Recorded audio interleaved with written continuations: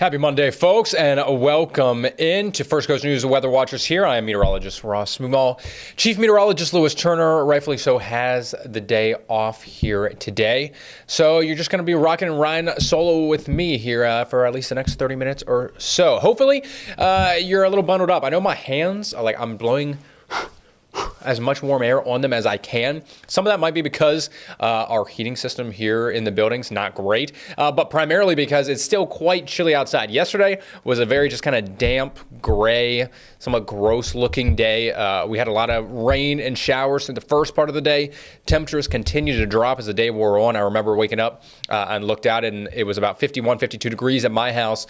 By the middle of the afternoon, it was about 45, 44 degrees even after the rain cleared out. And that wind, whew, it bit ya. I mean, sharp teeth on that wind last evening, and that's kind of ushered in the cooler air and temperatures that we saw early this morning, and we're still experiencing out there right now. We're taking a quick live look out across the First Coast. So we, for the most part, have temperatures in the low to mid 50s here, but lots of sunshine. So whether you're out at the beach, if you're in downtown Jax for the Martin Luther King Jr. Day Parade, of course, happy Martin Luther King Jr. Day to all of you out there as well. I mean, it was a chilly one for it, but at least no rain, no storm clouds on the forecast or in the skies out there today.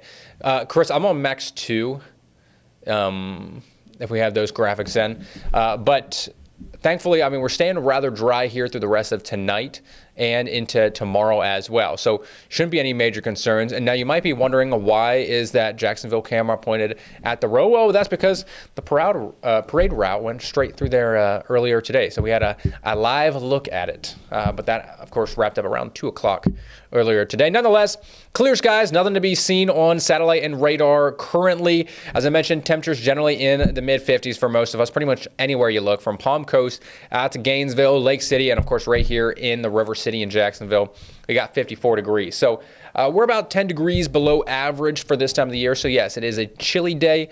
The light breeze that has been out there certainly hasn't made it feel any better there this afternoon. And unfortunately for folks who are hoping for warmer weather here very, very soon, you're tired of the cold, you have at least one more very cold night. Another freeze is expected pretty much from I-95 west. We'll talk more about that here in a second. But yes, for Jacksonville and areas inland, a hard freeze potentially returning yet again here this evening. The good news, though, we will warm up throughout the rest of the week. It's just going to be a gradual warm up. So incrementally, each and every day will just be a tad bit warmer. So just going to kind of have to bear with us here over the next few days. And then that last bullet point, rain chances do look to return by the weekend. The big story, though, is going to be not just the rain here on the First Coast, but if you go a little bit further north, kind of like we saw yesterday, how far north do you have to go to see freezing rain, to see sleet, to perhaps see even some of the white fluffy stuff, some snow perhaps? It's looking like there could be a major winter storm on the horizon by this upcoming weekend, pretty much from, let's say, the Arklatex region, Dallas, Oklahoma City, Shreveport, Louisiana, from pretty much there all the way through kind of the deep south and the Tennessee River valleys, and then over toward the East Coast. So I'll break all the details down on that here in a couple of minutes. But at least for right now, let's take you through the next 12 hours in Jacksonville. Temperatures in the 50s currently, gradually cooling off after sunset down into the 40s, and then a pretty steep drop pretty much after about 7 to 8 p.m. tonight, quickly down into the 30s and eventually into the low 30s for the Jacksonville area. Freeze warnings have been issued yet again for the overnight period and until 9 a.m. tomorrow morning. Now, I do want to note, areas in and around pretty much the 295 Beltway and in downtown Jacksonville, you're not included in that freeze warning. Neither are the beaches. So Mayport, Jax Beach, all the way down to St. Augustine and Palm Coast, none of you in those coastal areas are included in the freeze warning. Different story for Nassau, Camden, and Glenn County. So from Fernandina Beach and St. Mary's northward up towards Brunswick, All of coastal Nassau and southeastern Georgia is included in that freeze warning. And of course, everyone inland, pretty much as I had mentioned before, west of I-95, or in Duval County's case, 295, will have that freeze warning in place, as we're watching temperatures drop into the low 30s, perhaps even the upper 20s for some of our more interior spots. I wouldn't be surprised if western Duval County, kind of out towards White House and McClenny and Sanderson, we could get probably a 28 or 29 degrees tomorrow morning. It kind of sits a little bit lower out there in the bowl. So we'll have clear skies out there tonight. It is going to be another cold one. So, those plants that you brought in last night because of the cold, just leave them inside here one more night. This will be the last, freeze for most of us that we'll have on tap. The beaches, as I mentioned, going to be a little bit warmer, at least from Duval County south. We're talking upper 30s, perhaps even the low 40s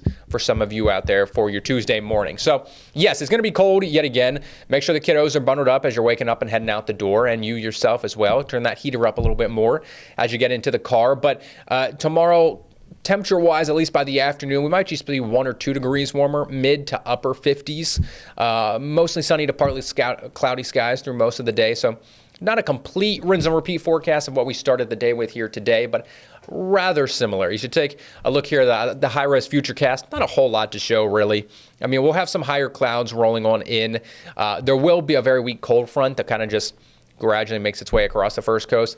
That's what's bringing in some of the cloud cover tomorrow. Otherwise, I mean, just a light northeast breeze from about 5 to 10 miles per hour. And then that's pretty much it for your Tuesday. So that morning freeze still appears very, very likely, especially for areas west of 95, or at least at the very least west of Highway 17.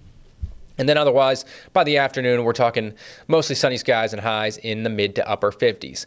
If you're looking for that warm-up to finally arrive, well, we're going to start to break into it at least a little bit there for your hump day on Wednesday. Yes, it will still be cold in the morning, but not like sub-freezing temperatures cold. So respectively, compared to the rest of the mornings here this week, we'll take 36. It's still below average, yes, but not terrible. By the afternoon, though, I mean, we are firmly back into the 60s, mid-60s there for your Wednesday. There will be a bit of an increase in cloud cover there, so partly to mostly cloudy skies throughout your day on Wednesday.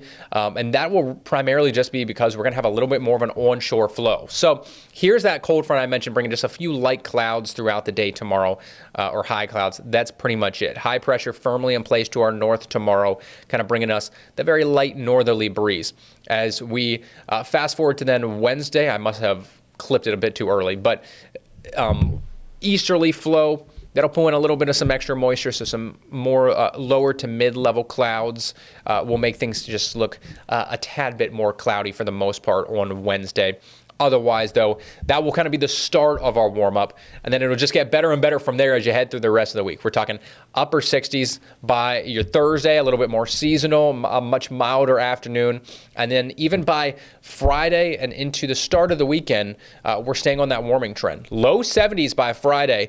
We're going to give it about a 10% chance of rain for both your Thursday and Friday, so there might be a stray shower here or there, but I would say 95% of us stay dry both of those days. So the pick of the week, I would say, will be Friday, simply just because it's going to be the warmest day. Even though it might not be the sunniest, we will get at least the best thawing of my cold hands that I keep trying to warm up here underneath the camera. Don't want to lose feeling in the fingers. But nonetheless, yeah, so a nice warm-up on the way. How long will it last? Well, as you notice there, by Saturday, I mean, we're back in the upper 60s, and certainly by Sunday, we're going to be pretty much back to right where we were yesterday, as really just these spells of cold air get advected and pushed down out of northern Canada and really out towards the Arctic Circle, pushed down across the United States, and it does kind of head our way here yet again by this upcoming weekend. So we have kind of multiple bouts of it on the way. This is going to be the biggest story, though, over the coming days, really. That next big winter storm. If you've got travel plans on the way by, I would say, really even Friday night and then Saturday or Sunday, that you are heading north or west, expect some significant impacts.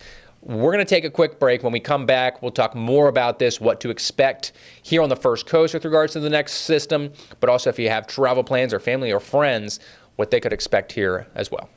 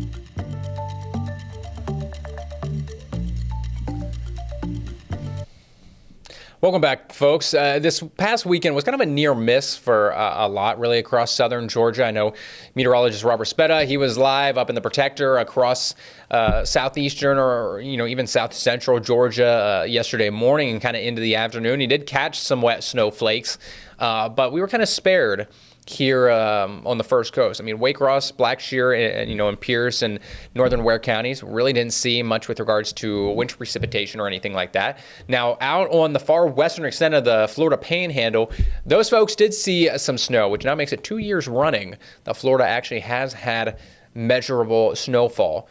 Could we get a second bout of it on the way here this upcoming weekend? Because there is another system brewing. We're going to have plenty of cold air in place. If I run it back here a quick second, look at this, just those purples and pinks just surge down out of the north. Now, that will kind of moderate out as it heads further and further southward. But I mean, look out towards Arkansas and Oklahoma and Texas. I mean, those blues, that's quite cold air. Now, these aren't necessarily surface temperatures in the mid to upper levels of the atmosphere, really, but it's showing just the southward extent of that cold air and how much it exceeds past, perhaps the I-40 corridor. That's going to be a big talking point as you kind of look ahead to the end of this work week and into the weekend. You kind of compare the cold temperatures along with a fairly significant Gulf Coast moisture return, meaning especially up across kind of eastern Texas, Louisiana, Arkansas, there's going to be a nice strong southerly flow pulling a lot of moisture up out of the northern Gulf. That's really going to provide the setup that is kind of needed, that combination of cold and a lot of moisture for not only rain along the northern Gulf Coast, but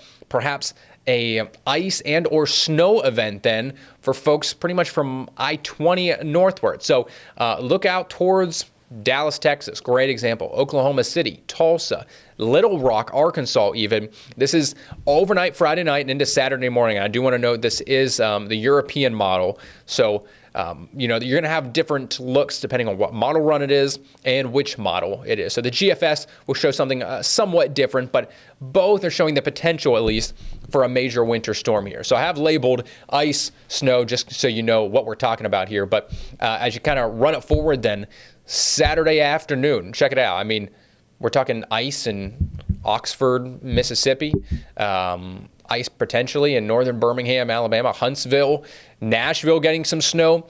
The Atlanta metro area, I mean, could be an absolute mess on Saturday when you're talking about the chance for the southern side of Atlanta to see perhaps some rain and or freezing rain. The north sides of Atlanta, as you head up towards Chattanooga, seeing a wintry mix of sleet and or snow.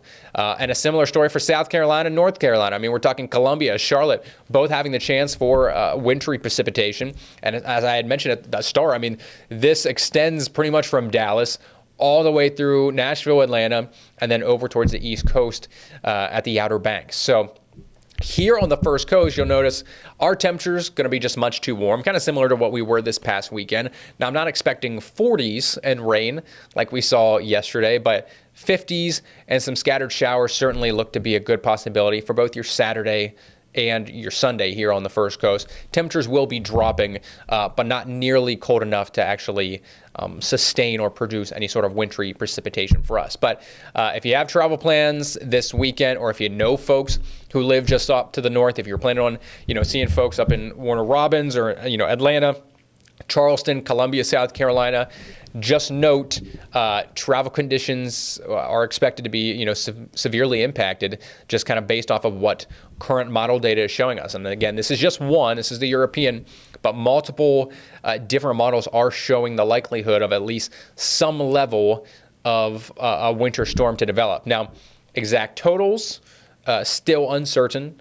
The exact track of kind of this whole next storm and system also uncertain. So that could shift, where that rain and snow line is, either farther north or further south, depending on where the actual, low pressure system and the system tracks. But I do just kind of want to reiterate, we're not expecting winter precipitation here on the First Coast, at least for the time being.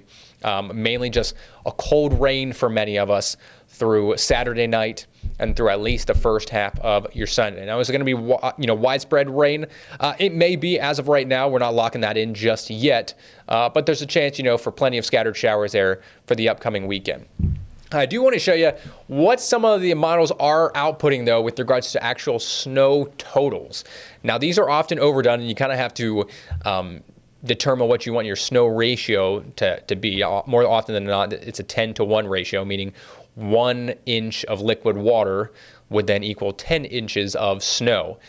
So you have to take these snow, forecasts and model outputs with a little bit of a grain of salt, but it does tell a good story of where the heaviest moisture content will be and where perhaps some of those heaviest snow bands will set up. So pretty much check it out from, let's say, Norman, Oklahoma, just south there of Oklahoma City, stretching right out towards Little Rock. I mean, we're talking over a foot of snow potentially, if that holds true. Similar story from Memphis over to Nashville. I mean, we're kind of in that purplish pink color, so we're talking 12 to 18 inches, 18 to 24. As I mentioned, that's probably overdone a little bit. It would be a very, very wet snow, not really like a fine powdery one. The ratio itself would probably be a lot lower. I would say, 1 inch of liquid water may equal about 8 inches of actual snow. But I mean, nonetheless, a lot of snow potentially pretty much right along that I-40 corridor. So that pretty much runs from North Carolina straight through the heart of Tennessee, out through Arkansas and through Oklahoma and into kind of the Amarillo area in West Texas as well. So there's a snow outlook. A lot of folks, don't love to deal with the snow and drive in the snow. Personally, in my opinion, what is worse than snow is when it's ice. Not just the sleet, but especially the freezing rain. When the rain falls and it freezes on contact and you get that black ice, that is what is truly treacherous for travel, both on, those county roads and those back roads, but especially on, the 2-lane, 4-lane, 6, 8-lane highways out there. So this is what the ice forecast is showing. Similar story, European model putting this out. But, this is kind of from Dallas over to Shreveport, just north of Jackson then. Birmingham, Atlanta, kind of right in the swath there of perhaps picking up anywhere from 1/10 to 1/4 of an inch of ice. Now, that might not sound like a lot, but you get up towards 1/4 to 1/2 inch of ice accumulation buildup, tree limbs are coming down. You've got power lines coming down. So then you've got power issues because, the power lines are too heavy with how much ice is on. So that's what I'm saying. Not only a travel issue, but overall just could be a major significant event if the forecast would pan out. As I had mentioned, this is for Saturday and Sunday, so we're still 5-6 days away. A lot can change between now and then, but certainly something we're going to keep our eyes on here over the next couple of days. Now, we're going to take another quick break. When we come back, we'll kind of tie a bow on what the weekend would look like currently for us here on the First Coast, plus a reminder of something before we head out. But for right now, let's take a quick break.